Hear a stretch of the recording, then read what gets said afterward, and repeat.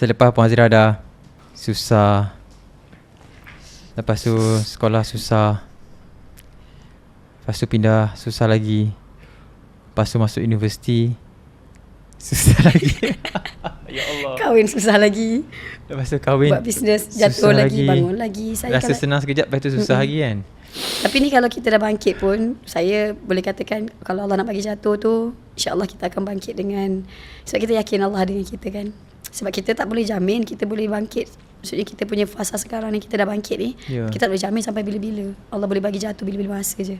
So apa yang, kalau lah kata whatever Puan Hazirah diberikan satu peluang. Sebelum saya nak tanya soalan ni, saya nak tanya Puan satu soalan. Puan Hazirah punya follower dah 500,000 lebih kan? Alah, 300,000 lebih. 300,000 lebih, okey.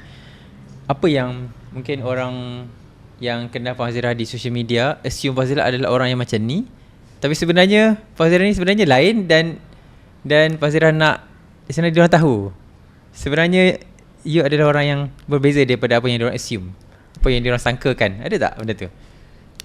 Saya selalu terima orang cakap gini tau tak, apa agaknya ujian Puan selalu saya terima dia kata, apa agaknya ujian Puan sampai Puan tenang. So dekat social media pun mereka melihat saya seorang yang tenang. Tapi saya tak tahulah, dia orang yang cakap. Apa sebab diorang tak tahu cerita ni semua. Dia tak tahu, tak ada siapa tahu tak. Ya Allah Akbar. Saya selalu terima tu, apa ujian Puan sampai Puan jadi tenang. Saya tak tahu saya tenang, tapi orang yang cakap. Kadang-kadang kita handle anak-anak kan, orang kata, ya Allah tenang ni handle anak-anak. Kita kan pagi-pagi kan biasa kan, ibu-ibu kan menjerit-jerit. Kita biasa-biasa je macam, sebab saya kan dok, mak saya mana marah.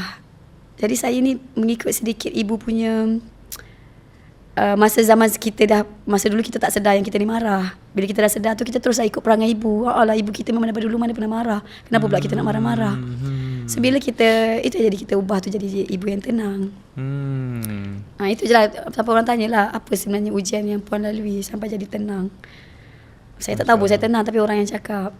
Masya Allah. Tapi itulah nak cakap, saya bukan tidak diuji, tapi saya pilih tenang walau diuji. Masya Allah. Itu yang saya boleh katakan.